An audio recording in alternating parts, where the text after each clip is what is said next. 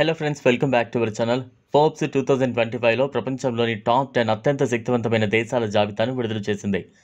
2025 నాటికి ఈ కొత్త జాబితాలో అమెరికా టాప్ 10లో అగ్రస్థానంలో ఉండగా ఇజ్రాయిల్ 10వ స్థానంలో ఉంది. అయితే భారత్ టాప్ 10లో లేకపోవడంతో అనేక ప్రశ్నలు ఉత్పన్నమవుతున్నాయి. ర్యాంకింగ్స్ను విడుదల చేసేటప్పుడు అనేక పారామితులను పరిగణలోకి తీసుకుంటామని ఫోర్బ్స్ స్వయంగా పేర్కొంది. అయితే ప్రపంచంలోనే అతిపెద్ద జనాభా, 4వ అతిపెద్ద సైనిక శక్తి, 5వ అతిపెద్ద ఆర్థిక వ్యవస్థ కలిగిన దేశాన్ని వదిలివేయడం అర్థం చేసుకోలేనిదని నిపుణులు వాదిస్తున్నారు. ఫోర్బ్స్ పేర్కొన్న చాలా పారామితులలో భారత్ అగ్రస్థానంలో ఉండటం గమనార్హం. 2025 నాటికి ప్రపంచంలోని అత్యంత శక్తివంతమైన దేశాల జాబితాలో భారత్ 12వ స్థానంలో ఉంది. ఆర్థిక పరిస్థితులు, బలమైన అంతర్జాతీయ పొత్తులు, సైనిక బలం వంటి వివిధ అంశాల ఆధారంగా ర్యాంకింగ్లు ఇచ్చినట్లు ఫోర్బ్స్ తెలిపింది. ప్రపంచ జీడీపీ ర్యాంకింగ్లో అమెరికా, చైనా, జర్మనీ, జపాన్ తర్వాత భారతదేశం 5వ స్థానంలో ఉండగా అలాంటి భారత్ టాప్ 10లో లేకపోవడంతో పలు ప్రశ్నలు తలెత్తుతున్నాయి. ఫోర్బ్స్ ప్రతి పారామితిని మనం పరిశీలిస్తే ప్రతి దానిలోనూ భారత్ అగ్రస్థానంలోనే ఉంది. ఉదాహరణకు భారత్లో నరేంద్ర మోదీ వంటి ప్రపంచంలోని అత్యంత ప్రభావవంతమైన నాయకుడు ఉన్నారు. భారతదేశం ప్రపంచంలో 5వ అతిపెద్ద ఆర్థిక వ్యవస్థతో పాటు ప్రపంచంలోనే అతిపెద్ద వినియోగదారుల మార్కెట్ కూడా చాలా ఎక్కువగా ఉంది.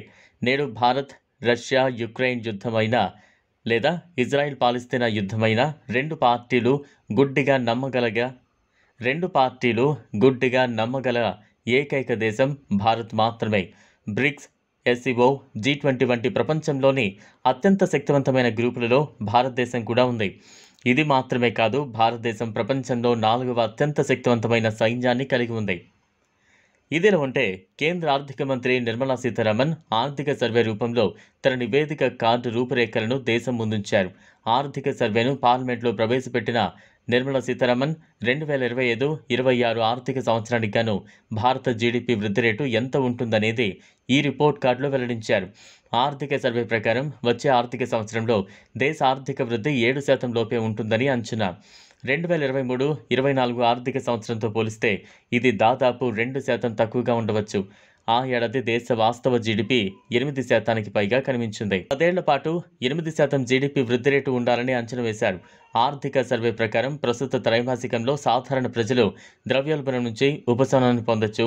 అయినప్పటికీ ప్రపంచ అనిశ్చితి కారణంగా ప్రమాదం ఉంది. సర్వే ప్రకారం 2024-25 ఆర్థిక సంవత్సరంలో రిటైల్ ద్రవ్యోల్బణం రేటును 4 ఏళ్ల కనిష్ట స్థాయి 5.4% తగ్గించడంలో విజయం సాధించామని, అయితే డాలర్తో పోలిస్తే రూపాయి బలహీనత, ద్రవ్యోల్బణంలో హెచ్చుతగ్గులు, విదేశీ క్షీణత పెట్టుబడి స్థూల ఆర్థిక స్థిరత్వానికి ముప్పు కలిగిస్తోందని ఆర్థిక మంత్రి నిర్మలా సీతారామన్ పేర్కొన్నారు.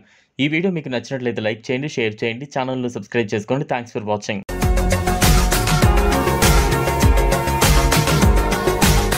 మరిన్ని అప్డేట్స్ కోసం మా ఛానల్ని సబ్స్క్రైబ్ చేయండి.